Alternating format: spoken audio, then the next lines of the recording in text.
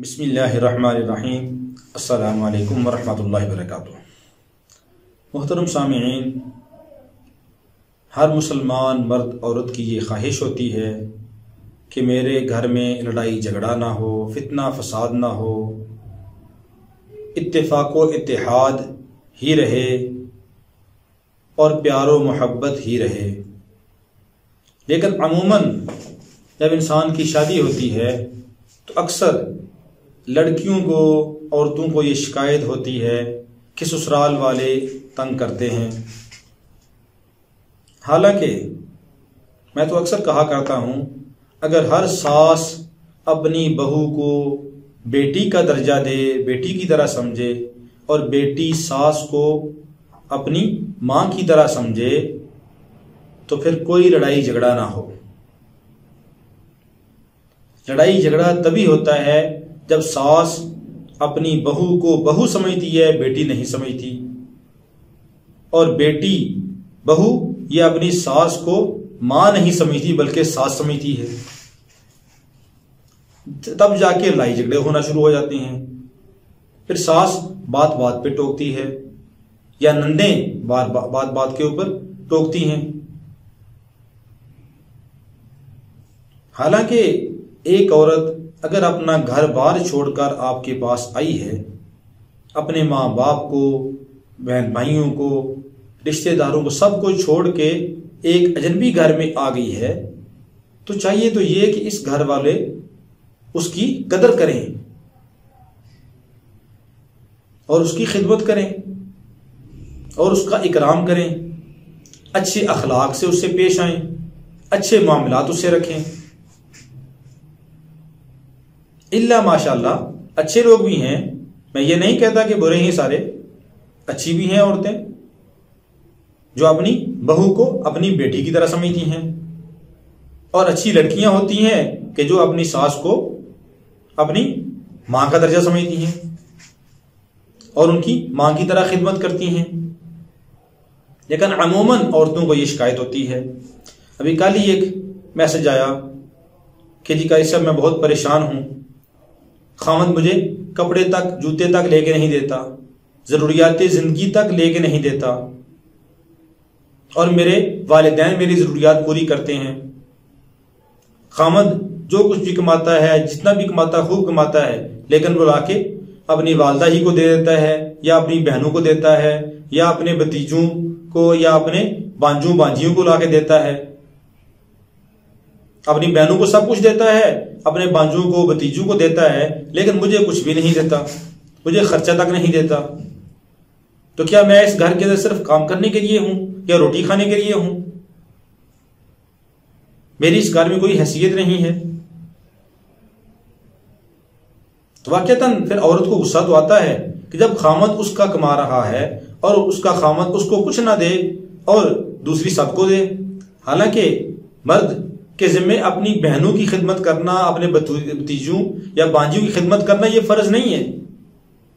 والدین کی خدمت کرے، والدین کا حق ادا کرے، لیکن بیوی کا نان و نفقہ، بیوی کی ضروریات، بیوی کی کفالت اس خاوند کے ذمے ہے، اس کی ساری ضروریات کو پورا کرنا اس کے ذمے ہے۔ اب جب عورت کی شادی ہو گئی ہے، اب یہ اس کے والدین کے ذمے نہیں ہے کہ وہی اس کی ضروریات پوری کریں۔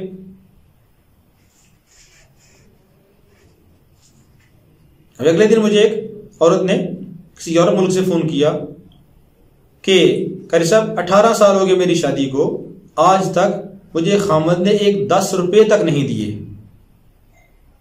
تو وہ عورت کیا تصور کرے گی؟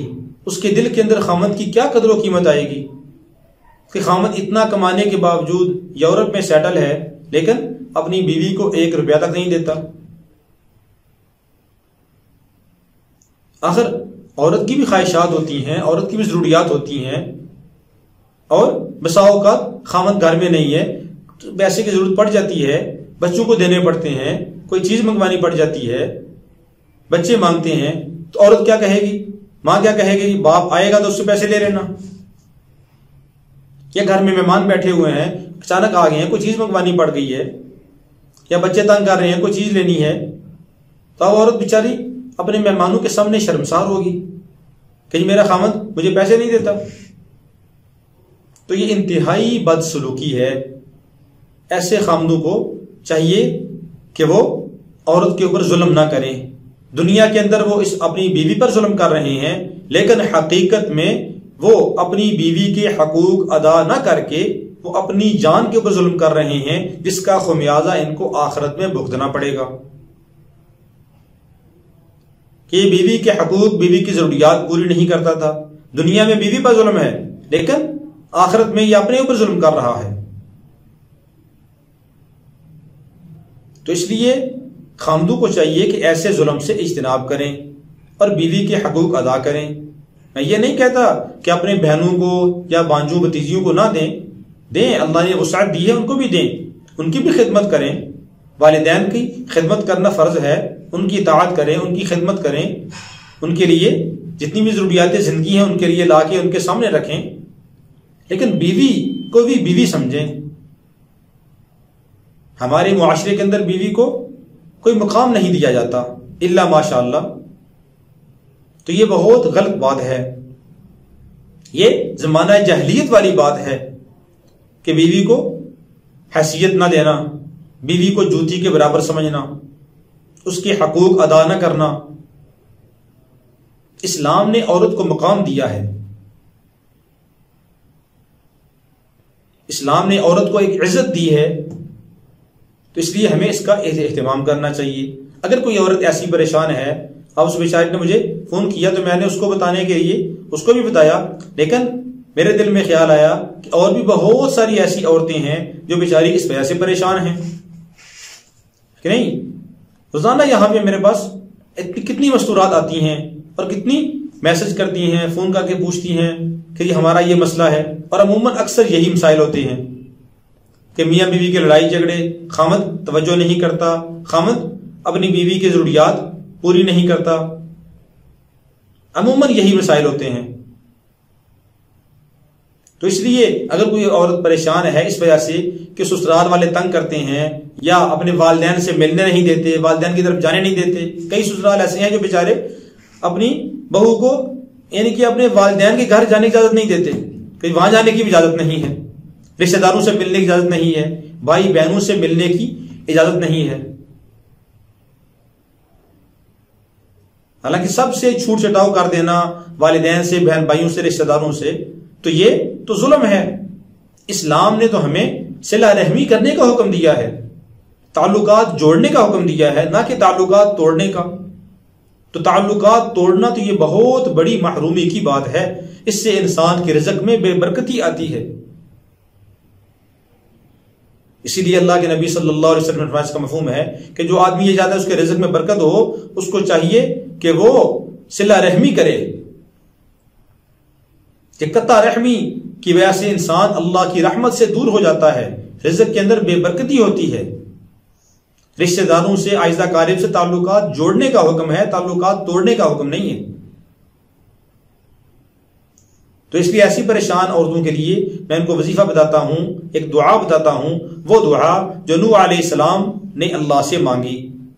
جب نوح علیہ السلام سارے قبیلے والوں سے، رشتہ داروں سے، عائزہ قارب سے پریشان ہو گئے اور بہت اپنے قبیلے والے سارے کے سارے مخالف ہو گئے، تو نوح علیہ السلام نے اللہ سے دعا کی، فدعا ربہ انی مغلوب فانتصر۔ یہ سورہ قمر کے اندر یہ آیت آتی ہے کہ نوح علیہ السلام نے پکارا اپنے رب کو، انی مغلوب فانتصر، یا اللہ میں مغلوب ہو چکا ہوں، یا اللہ سارے میرے اوپر غالب آ چکے ہیں، سارے مجھے تنگ کر رہے ہیں، سارے میرے دشمن ہو چکے ہیں، فانتصر، تو میری مدد کر۔ تو آپ نے کیا پڑھنا ہے؟ اس آیت کو نہیں پڑھنا، بلکہ الفاظ یہی ہیں، تھوڑا سا آپ نے دعا کے ان کی بطور دعا کے پڑھنا ہے، اس لیے اس کو پڑھیں گے رب انی مغلوب فانتصر۔ رب انی کی جگہ انی پڑھیں گے، اور شروع میں ربہ ہے، فدعا ربہ، تو ربہ نہیں پڑھیں گے بلکہ ربی پڑھیں گے، رب انی مغلوب فانتصر، رب انی مغلوب فانتصر۔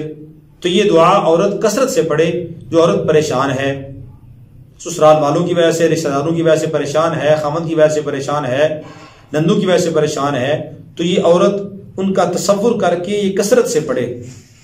اور کثرت کی حد یہ ہے کہ کم از کم روزانہ 500 بار پڑھے، ہر نماز کے بعد 100 بار پڑھ لے، اور صبح شام کثرت سے پڑھے، چلتے پھرتے اٹھتے بیٹھتے اس کا ورد کرتی رہے۔ رب انی مغلوب فانتصر، اللہ رب العالمین چند دنوں کے اندر اس کی پریشانیوں کا ازالہ فرما دیں گے، اور اللہ رب العالمین اپنے فضل و کرم سے اس کی مدد فرمائیں گے۔ بہت ہی مجرب عمل ہے، قرآنی دعا ہے، اور قرآنی دعا جو ایک نبی کی دعا ہے، اللہ نے اس کو قرآن میں ذکر کیا، اس کی برکت سے اللہ رب العالمین ساری کی ساری پریشانیاں دور فرما دیں گے۔ اللہ رب العالمین ہر مسلمان مرد عورت کی مدد فرمائے اور حفاظت فرمائے، اور ہر فتنے شر سے حفاظت فرمائے، اور اللہ رب العالمین احکامات الہیہ پر عمل کرنے کی توفیق عطا فرمائے۔ ہمارے چینل کو اگر آپ نے سبسکرائب نہیں کیا تو سبسکرائب بھی کریں، ویڈیو اچھی لگے اپنے دوستوں کو احباب کو شیئر بھی ضرور کیا کریں، اور کوئی بات سمجھ نہ آئے تو آپ کمنٹ کر کے واٹس ایپ پہ آپ پوچھ بھی سکتے ہیں۔ السلام علیکم ورحمۃ اللہ وبرکاتہ۔